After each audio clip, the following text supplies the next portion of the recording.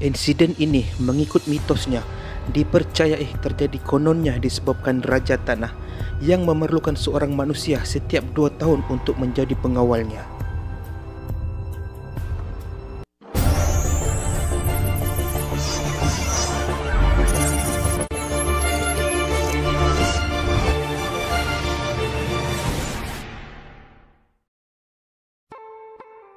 Daerah Bau sudah wujud sebelum tahun 1820 dan rekod menunjukkan pembukaan penempatan di Bandar Bau oleh pelombong Cina dari Sambas Indonesia pada sekitar tahun 1820-an.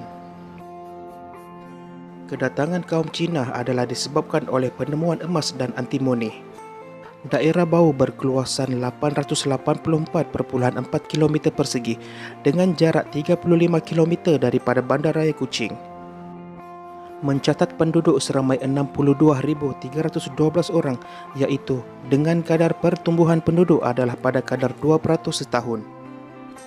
Bermula pada tahun 2016, terdapat 104 kampung dan penempatan yang dibahagikan kepada 9 zon pentadbiran.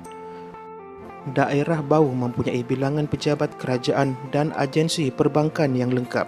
Deposit sumber asli seperti emas berkurangan, namun masih mempunyai deposit sumber asli yang banyak, iaitu batu kapur dan pasir.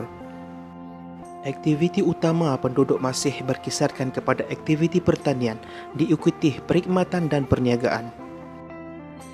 Namun, daerah Bau ini juga mempunyai sebuah tasik, iaitu Tasik Biru, di mana tasik ini mempunyai legendanya tersendiri yang mungkin ramai orang tidak tahu. Tasik Biru di daerah Bau ini terletak kira-kira 35 km dari Bandaraya Kuching, merupakan lumbung emas yang terkenal di Sarawak. Nama asal Tasik Biru ini ialah Tai Parit, dalam bahasa Cina digelar Hakka, yang bermaksud parit besar yang menyimpan emas paling cantik serta berkualiti di dunia. Sebenarnya, tasik ini adalah sebuah tasik buatan manusia hasil pelombongan Cina Bau yang dikenali sebagai Tai Parit Kongsi pada awal abad ke-19.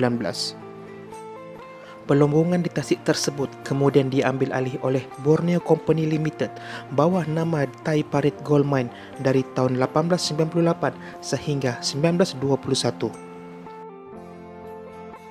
Sebelum penutupan lumbung Tai Parit, J.S. Gielke, salah seorang ahli geologi di syarikat Borneo Limited, menganggarkan bahawa jumlah batuan emas yang masih terdapat di bawah Tai Parit ialah sebanyak 28,000 tan, iaitu 7,700 ounce emas. Penutupan Tai Parit sebagai sebuah lumbung emas adalah disebabkan oleh galian lumbung tersebut telah mencecah kedalaman 200 kaki ke bawah. Kedalaman ini telah menyebabkan saluran air bawah tanah pecah dan menyebabkan lumbung itu ditenggelami air. Disebabkan pengempaman air keluar dari tasik tersebut memakan perbelanjaan yang banyak, syarikat Borneo Limited mengambil keputusan untuk menutup lumbung tersebut. Sejak bekas lumbung Tasik Biru banjir pada tahun 1921, terdapat banyak kisah misteri yang timbul mengaitkan tasik tersebut.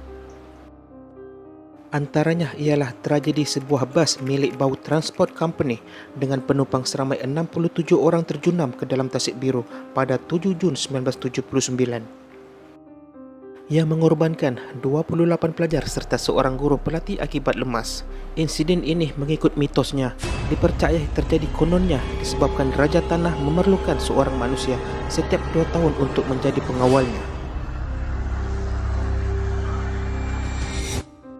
Mengikut cerita dongeng penduduk setempat, tasik ini juga dikatakan menjadi habitat kura-kura emas yang menyebabkan ia menjadi tumpuan ramai. Dan daripada cerita mitos pula, dikatakan Tasik Biru ini dikaitkan dengan misteri kemunculan 3 raksasa sekitar tahun 1988 yang dikatakan berukuran 3 meter panjang berenang di bawah permukaan tasik mengakibatkan pemandangan cantik ini nampak suram dan menyeramkan. Malah, keindahan tasik itu membuatkan penyair Kemalah atau Ahmad Kamal Abdullah mengabadikannya dalam sajak 21 baris bertajuk Tasik Biru. Kini, Tasik Biru yang memiliki kedalaman 91 meter dan meliputi keluasan kira-kira 6 hektar dihidupkan semula dan dijadikan sebagai antara lokasi pelancongan di daerah Bau. Walaupun tasik ini menyimpan pelbagai kisah misteri, namun langkah kerajaan negeri menaik taraf ia sebagai kawasan riadah bagi menggamit kedatangan pengunjung dapat melenyapkan kebimbangan orang ramai mengenai kejadian yang pernah berlaku di Tasik Biru. Sekian, salam hormat.